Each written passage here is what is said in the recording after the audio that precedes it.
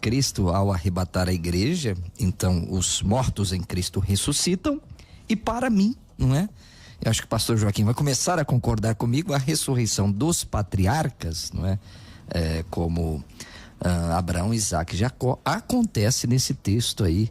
Pastor Joaquim, passar a palavra ao senhor de Apocalipse, capítulo 20. Pastor Joaquim. 20 versos de número 4 a 6. Esse eu acho que é um texto bem claro. Diz assim: e vi também tronos, e nesses sentaram-se aqueles os quais foi dada a autoridade de julgar. Vi ainda as almas dos decapitados por causa do testemunho de Jesus, bem como por causa da palavra de Deus. Tantos quantos não adoraram a besta, nem tampouco a sua imagem, não receberam a marca na fronte, nas mãos, e viveram e reinaram com Cristo durante 1000 anos. Os restantes dos mortos não reviveram, e aqui são ímpios, né? Não reviveram até que completasse os 1000 anos. Esta é a primeira ressurreição. Bem-aventurado é santo e aquele que tem parte na primeira ressurreição. Sobre esses a segunda morte não tem autoridade, pelo contrário, serão sacerdotes de Deus e de Cristo e reinarão com ele por 1000 anos. Então, aqui eu interpreto, eu vejo esse texto dizendo a respeito dessa ressurreição dos patriarcas, que vai acontecer quando? Na vinda do Senhor.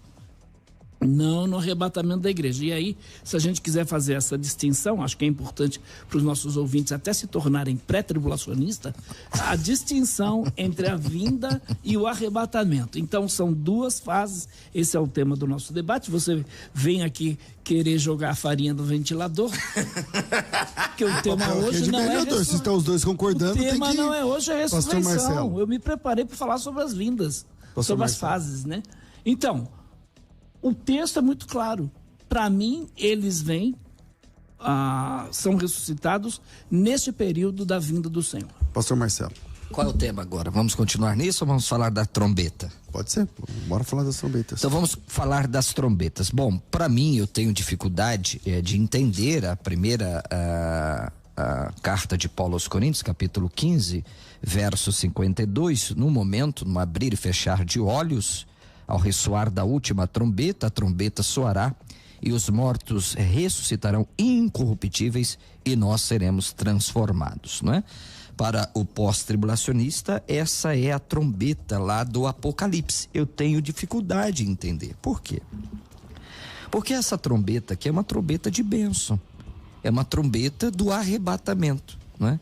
E entender aquela última trombeta com arrebatamento é complicado, porque a trombeta lá vai anunciar mais juízos.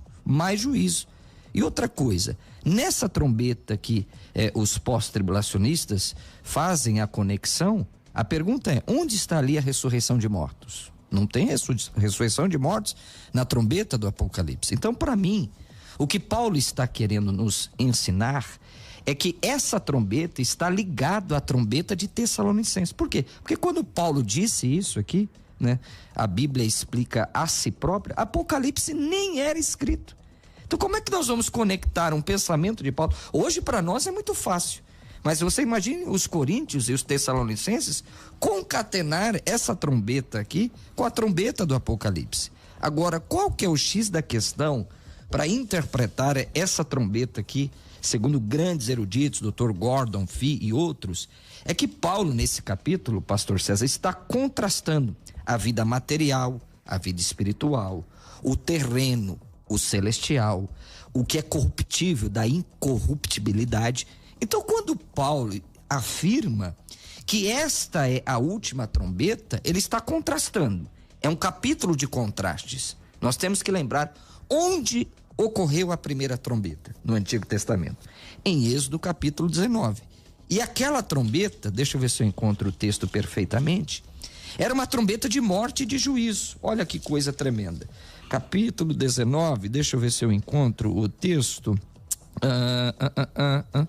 Disse o Senhor, 16, obrigado pastor César aí com esse belo computador. Ao amanhecer do terceiro dia houve trovões, relâmpagos e uma espessa nuvem sobre o monte e muito forte clangor de trombeta, de modo que o povo que estava no arraial se estremeceu. E olha o que Deus disse, verso 19, e o clangor da trombeta ia aumentando cada vez mais, Moisés falava e Deus lhe respondia. Descendo o Senhor para cima do monte Sinai, chamou o Senhor a Moisés para o cume do monte, e Moisés subiu, E o Senhor disse, preste atenção, desce, adverte ao povo que não ultrapasse o limite até o Senhor para vê-lo, a fim de muitos deles não perecerem. Então, quando Paulo, se você olhar com cuidado, Paulo está fazendo contrastes entre o terreno, o celestial, entre a carne e o espírito, entre a corrupção e a incorrupção. E aí, quando Paulo, segundo grandes estudiosos, está pensando nessa trombeta, ele quer contrastar justamente essa, não é? Porque nessa trombeta aqui houve morte. Nessa trombeta aqui Deus diz, se vocês passarem do limite que eu estabeleci, vocês vão morrer. Agora, na trombeta que Paulo diz, vai acontecer justamente o contrário, pastor Joaquim, não sei se você já tinha visto esse texto sobre essa abordagem, os mortos vão ressuscitar. Então, essa trombeta aqui é uma trombeta de bênção.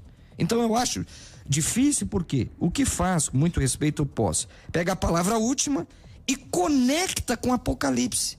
Só que a trombeta do Apocalipse é mais juízo, é mais problema, é mais pragas que Deus está descendo. E ali não tem ressurreição de mortos, ali não tem arrebatamento. Agora, essa trombeta que Paulo diz deve ser concatenada com Tessalonicenses. Por quê, pastor Marcelo? Porque quando Paulo escreveu esses dois textos, sequer Apocalipse tinha sido escrito. Apocalipse é escrito 30 a 35 anos depois, porque se considerarmos que Paulo escreveu a primeira carta de Paulo aos Coríntios entre o ano 58 e 60, Apocalipse só foi escrito no ano 90, 94, ou seja, 34, 35 anos depois. É assim que eu entendo essa trombeta. Pastor Joaquim de Andrade. Então, se for referente às 7 trombetas do Apocalipse, como está lá, né, eu vejo o seguinte. Primeira trombeta. Então aí corresponde o quê? A gente pode dar início ao período aí, os dias finais das 70 semanas de Daniel lá, da grande tribulação. Então, fogo do altar é lançado desde o altar, vozes, trovões, relâmpagos, terremotos, saraiva, isso tudo está lá em Apocalipse 8, verso 2 e verso 7. E é interessante porque, se eu não me engano, Apocalipse verso 2 diz assim: e viu 7 anjos que estavam diante de Deus, e foram-lhes dadas 7 trombetas. E veio outro anjo e pôs-se junto ao altar, tendo um incensário de ouro, e foi-lhe dado muito incenso, para pôr com as orações de todos os santos sobre o altar do ouro que está diante do trono. E aí o 4, a fumaça, o incenso subiu com as orações dos santos desde a mão do anjo até diante de Deus. E o anjo tomou um incensário, encheu de fogo o altar, lançou sobre a terra, e houve depois vozes, trovões, relâmpagos, terremotos. Então a gente vê algumas pragas sendo lançadas aqui sobre a terra. E esse período é o período da grande tribulação.